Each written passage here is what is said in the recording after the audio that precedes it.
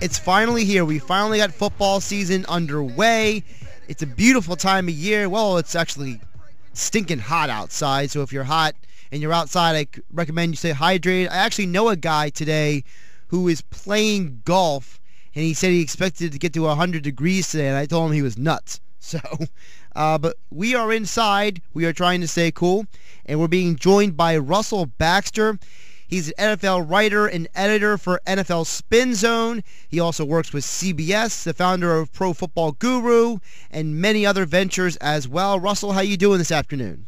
I'm good, Josh. Doing the same thing you are, trying to stay cool. The hot story that just came across an hour ago is that NFL Commissioner Roger Goodell has informed Josh Gordon that he has been reinstated, but he's still suspended for the first 4 games. So I want to get first your initial reaction to that news. Well, Josh Gordon has had quite the run in the NFL, and the run has been a lack of a run. I mean, this is a guy a couple years ago who was suspended earlier in the year and still managed to lead the NFL in receiving yards. Didn't play football last year.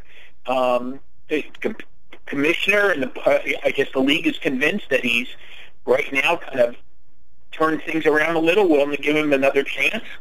Again, suspended for the first 4 games, so it's kind of deja vu from the last season, where he, like I mentioned, led the league in receiving yards. It's a welcome addition for the Cleveland Browns, no matter which way they get him or how long they get him for. And maybe finally some good news for the Browns, who are once again in rebuilding mode. Have a lot of young players. They drafted 14 players this year, which ties a record for a 7-round draft. There's no questioning the talent of Josh Gordon. They're just questioning everything else, unfortunately. Well, that's my next question I have for you is, will he still be a Brown in 2016? Will they consider maybe trading him or releasing him? Oh boy, I'd be surprised if they went that route this year. If they get an inkling that things are not going well, he's got to listen. He has been given multiple chances. Okay, he's kind of been like, for lack of a better word, the poster boy when it comes to these suspensions and so on. People are always like, how come the multiple violations and all that. I would find it hard to believe in a year where the Browns are relying on so many young players and so many players left the franchise. Not just marginal free agents, but good free agents like Deshaun Gibson and Alex Mack and Mitchell Schwartz. I mean, this is Hugh Jackson's got his work cut out for him. It will be Robert Griffin III, will be Josh McCown, will be Cody Kessler. Could it be all 3 at one time? As far as quarterback, Desmond Bryant. That would be an interesting formation. That would be an interesting formation, by the way. Well, it would be an interesting formation on Madden. Okay, I don't know if it would be an interesting formation. The Browns. Listen, you're talking about a team that has gone through 24 different starting quarterbacks since 1999. 24, and they've gone through what will be their 9th head coach since 1999. Now, I don't want to alarm anybody, but the Pittsburgh Steelers have gone through 3 head coaches since 1969. And you just opened up my next question, because I was going to transfer over to the Steelers, because the Steelers are a model franchise. They've literally had 3 head coaches and in all these years, and now they're having troubles. You got Bryant, you have Bell missing the drug test, and then he puts up that bizarro world, totally lacking self-awareness picture on Instagram of him running around in a gas mask on the field saying that, don't worry, I'll be back. Is this getting to a point where the Steelers have to question whether they actually want to have Bell and Bryant on their team moving forward after this season? Well, I think you get to that point with all your players. Okay, for Le'Veon Bell, this is his final year of his rookie contract, drafted in 2013. I don't know if it is necessarily the time, but certainly those kind of things will come into play. Martavis Bryant, the Pittsburgh Steelers are basically at the same point as they were last year, only more severe. Remember how the season started last year? Right. Martavis Bryant suspended the first 4 games. Le'Veon Bell suspended the first 3. It went down to 2. Now Bell's out for 4 for another violation, and Bryant's out for the season. So, I mean, the Pittsburgh Steelers are a team that doesn't usually tolerate this kind of stuff. They are young players, so they're going to make the decision that's best for their football team without hurting their football team. But, you know, this is also a franchise that has gone through a lot of different things, except head coaches, which is why they have the continuity that they have. And, you know, remember, let's put it this way. Remember how last year they went through 3 quarterbacks. You know, D'Angelo Williams wound up filling in for Le'Veon Bell. Right. They played the playoff game without Antonio Brown, and Ben Roethlisberger still threw for 339 yards. It shows you how they are built. They are not built around one person or 2 people. And that's when the Steelers are missing somebody opposed to other teams. And there are other teams like the Steelers, like Green Bay, like, you know, how many people were forecasting doom for the Packers last year without Jordy Nelson? Well, they were in the playoffs. How many people were forecasting doom for the Carolina Panthers without Kelvin Benjamin? Well, they were in the Super Bowl. Sometimes I think we get a little too wrapped up in who's not there, and we forget who is there. And the better organizations are prepared. You know, we talk about Bill Belichick and situational football. Situational football is not limited just to game day. Situational football is limited to means your whole organization. It also helps when you're a good organization, and if you're the Steelers, the Packers, and the Panthers, you have a franchise quarterback under center. It helps a little bit too, right? Well, yes and no. I mean, of course it does. But, I mean, again, I think I don't know if you did. I just watched the Super Bowl last year where a team committed 31 turnovers during the regular season, used 2 different starting quarterbacks. Their offense scored 4 touchdowns in 3 playoff games. Their outside linebacker had more sacks than the offense had touchdowns, and they won the Super Bowl. Is it really all about the quarterback, or is it really all about the team? I think it's pretty obvious. I think sometimes, listen, I want to remind you, if you build your team around one player like the Colts did for years and years, right, and you lose that player, that's when disaster comes. Okay? They built their offense and defense around Peyton Manning for a couple years. Peyton was the guy who put up the big yards. They didn't have a running game. He helped put up points. Then they would turn loose Freeney and Mathis with a lead, get the ball back, keep on, constantly outscoring the team, trying to stay ahead of them and masking their deficiencies on defense. Again, this is one man is great if it's bowling, handball, or tennis. Well, the football is the ultimate team game, isn't it not? I mean, you have 11 guys who have to all work in symmetry with each other. That's exactly right. But the other thing about football, as you well know, is there are many different ways to win football games. Okay, I'll tell you about a team. We just talked about Denver's offense, scored 4 touchdowns, 2 by C.J. Anderson and 2 by Owen Daniels in 3 playoff games and winning the Super Bowl. Okay. I know a team that scored 3 offensive touchdowns in 3 playoff games and won a Super Bowl. By the way, Josh, it's a modern team. Right. It's the 2001 New England Patriots. Their offense scored 3 touchdowns in 3 playoff games. One of them was Drew Bledsoe and not Tom Brady. Right. And they won the Super Bowl, Super Bowl 36. So, again, you can find other ways to score. We had a streak there for a while that defense or special teams was scoring every year in the Super Bowl. I mean, from James Harrison, this year we saw Malik Jackson with the fumble recovery, the safety on Tom Brady when he threw out of the end zone when, he thought he was going to be sacked or at least pressured or didn't do a good job, I should say, threw down the middle of the field. We saw the impact of Jacoby Jones in the Baltimore Super Bowl. We are so wrapped up in quarterbacks sometimes that we forget that other guys can take it to the house. So, launching off of that point, is it safe to assume that you are of the impression that the Jets can still survive without Ryan Fitzpatrick this season? Yeah, I think they can survive. Okay? Now, let's not forget, Ryan Fitzpatrick is still a journeyman quarterback. To me, the thing about Fitzpatrick, Josh, being with the Jets, is as much about him being with Chan Gailey as anything else. all his success, and I mean, this guy is listen, he's bounced around the league. It's not like there were 10 teams waiting to see who was going to, want to sign Ryan Fitzpatrick this offseason. Okay? That's not a knock on him. He had a tremendous year last year, but it's that comfort level with Gailey. All his big years, the 4 of the 11 years when he put up big yards and touchdowns, were either with Gailey as the head coach in Buffalo or last year with the Jets. Okay? And also keep in mind, he threw a franchise record 31 touchdown passes with the Jets last year. Now, let's not also forget that the NFL record for touchdown passes in the season is 55. 31 is not necessarily a huge number, okay? So I don't know if he tried to use that as a bargaining chip or whatever. I just don't understand how they've gotten to this point. I still think he's going to wind up back with the team. But they have a good offensive line. They're loaded on the defensive line, especially getting Wilkerson back with Leonard Williams and Richardson and so on. They're stocked.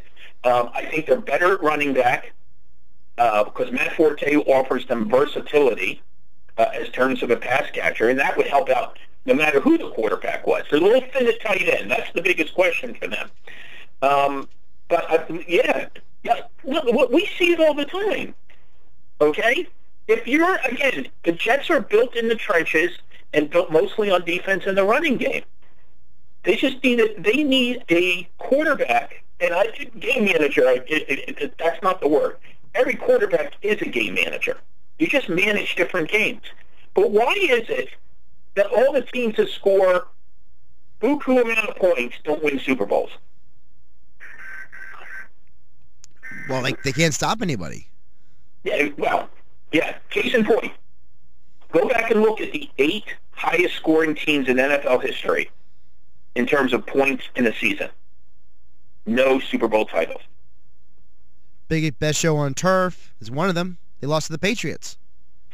I'm trying to think if they were one of the top 8. Well, I mean, Denver scored 606 a couple of years ago and got 8 points in the Super Bowl. They got shellacked by a good defense. Yeah, that's exactly my point.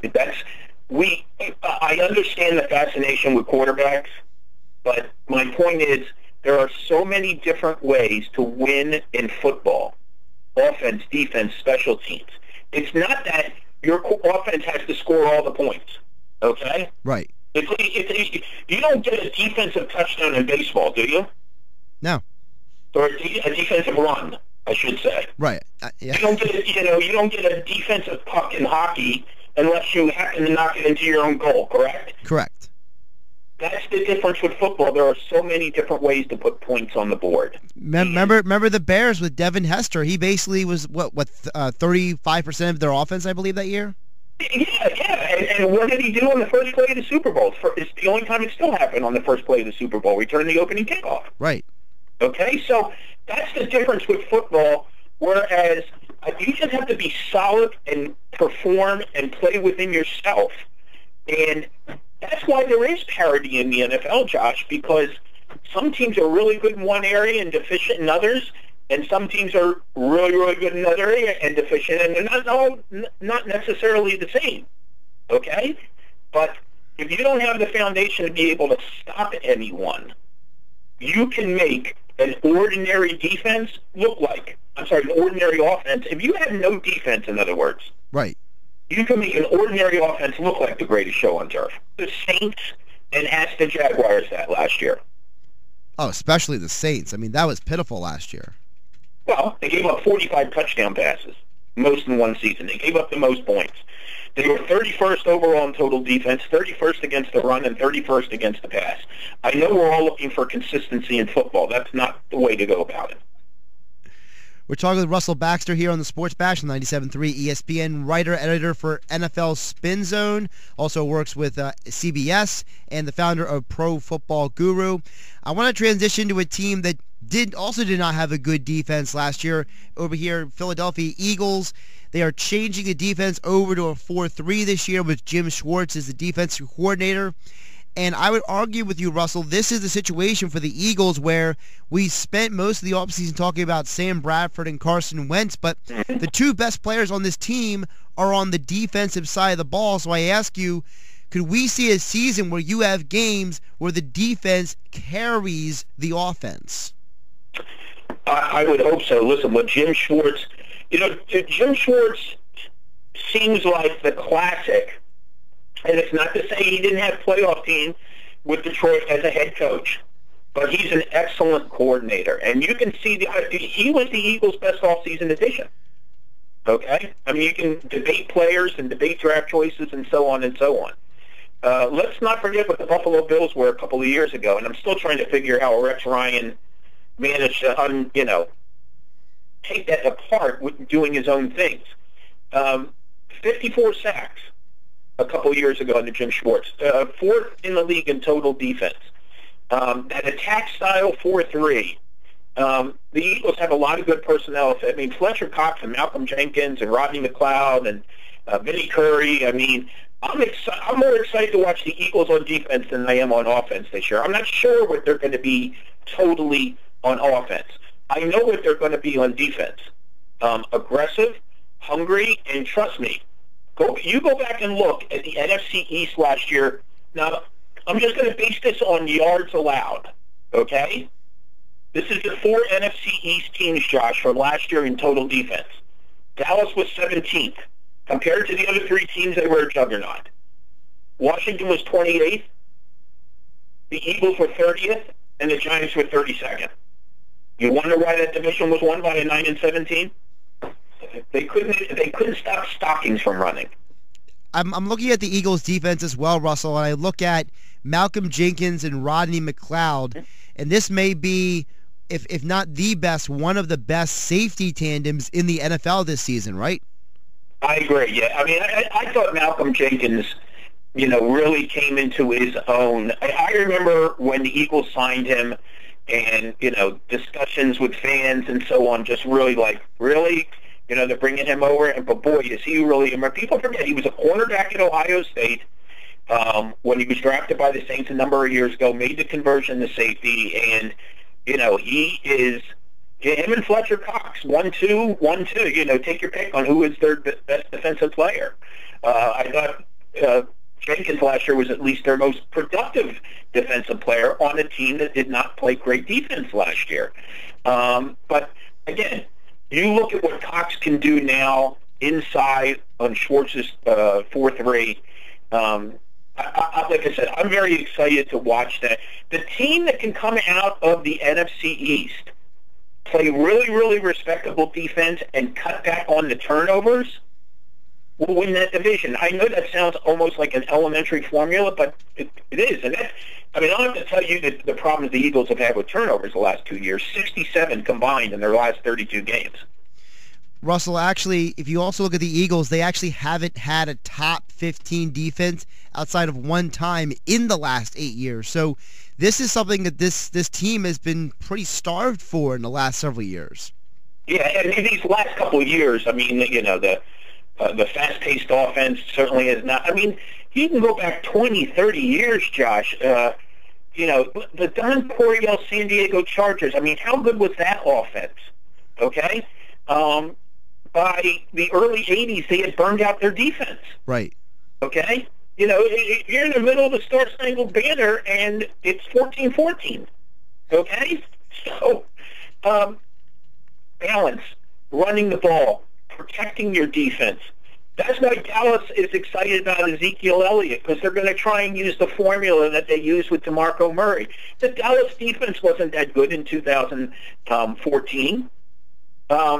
Their best showing was the fact that they were on the sidelines a lot.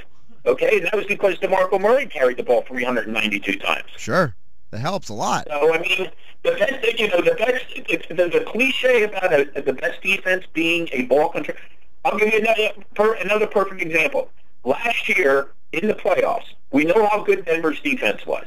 Okay, also supported by the fact that they ran the ball.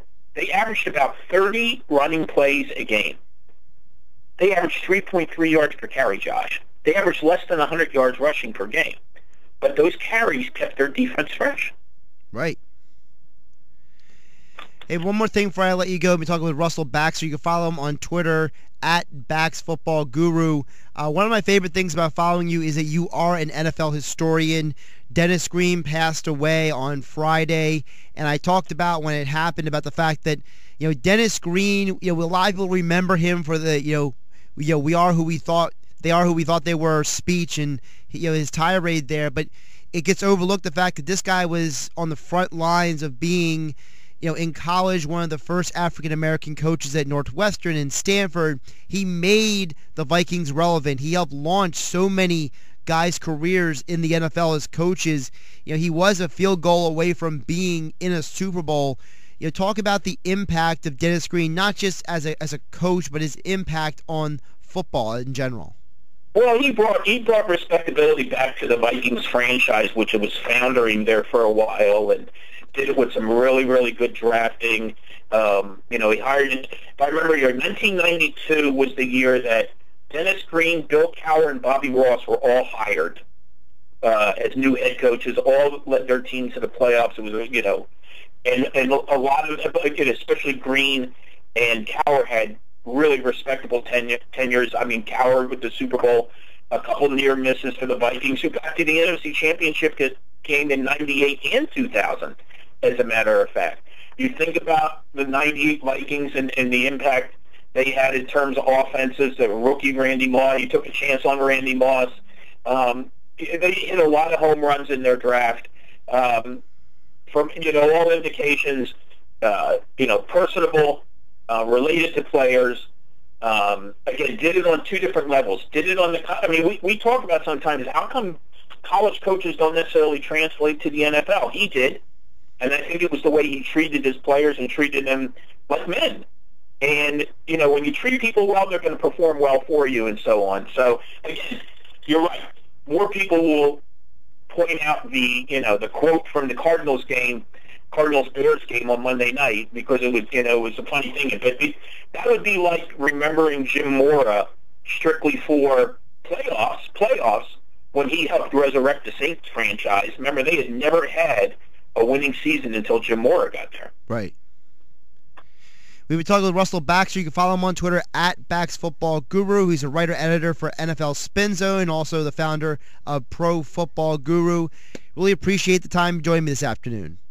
You guys stay cool, Josh. I'll be checking up on you, okay? I'm trying. I got a gallon of water next to me here. And by the way, give me an update on that golf score, too. Let me know when he gets to triple digits. Well, all I know is that they're on the 12th hole, and apparently they're all sweating through all their clothes. So that's all I know. That's a visual. You're on your own. Exactly. Take care, Russell. You got it.